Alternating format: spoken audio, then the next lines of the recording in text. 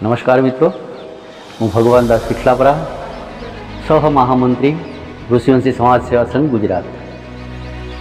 હેમરાજભાઈ જે સેવા થકી સમાજના સ્વાભિમાનની જે વાત કરી છે એના અનુસંધાને આપણે અહીં પાછળ તમે જોઈ શકો છો બેકગ્રાઉન્ડમાં ઋષિવંશી સમાજ સેવા ફાઉન્ડેશન દ્વારા અને આસ્થા સેવાજ્ઞાના માધ્યમથી આ લાઇબ્રેરી ચાલુ કરવામાં આવી છે.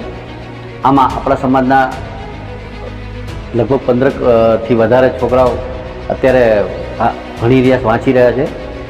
આ રીડિંગ લાઇબ્રેરી છે, આ ટીચિંગ લાઇબ્રેરી નથી. એટલે અહીંયા બાળકો વાંચી જે second class, first class officer માટે જે હોય છે એની તૈયારી કરતા હોય છે અને એના માટે આ લાઇબ્રેરી તૈયાર કરવામાં આવી છે. અત્યારે ટોટલ 140 વિદ્યાર્થીઓનો લાભ લઈ રહ્યા છે અને સમાજ સક્ષમ અને સ્વાભિમાની બને એ એકમાત્ર હેતુથી આ લાઇબ્રેરીનું નિર્માણ કરવામાં આવ્યું છે.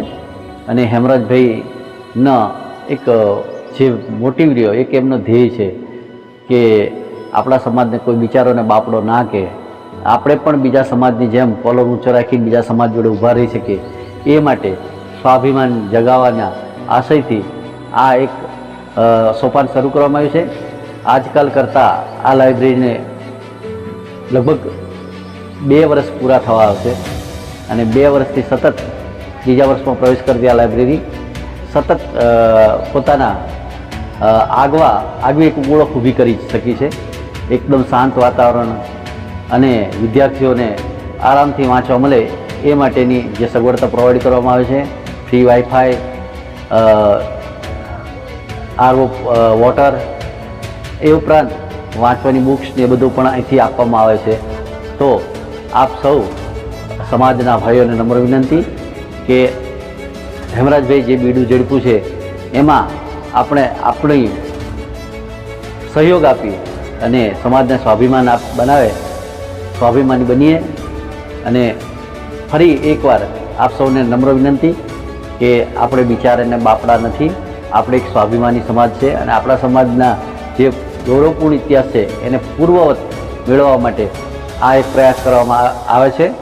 અને ઋષિવંશી સમાજ સેવા સંઘ એટલે ફક્ત ને ફક્ત વેદનાની વાચામાંથી જન્મેલી એક આગ છે કે જે સમાજને સ્વાભિમાની બનાવી અને સમાજને પ્રગતિશીલ બનાવવા માટેની એક આ કોશિશ છે.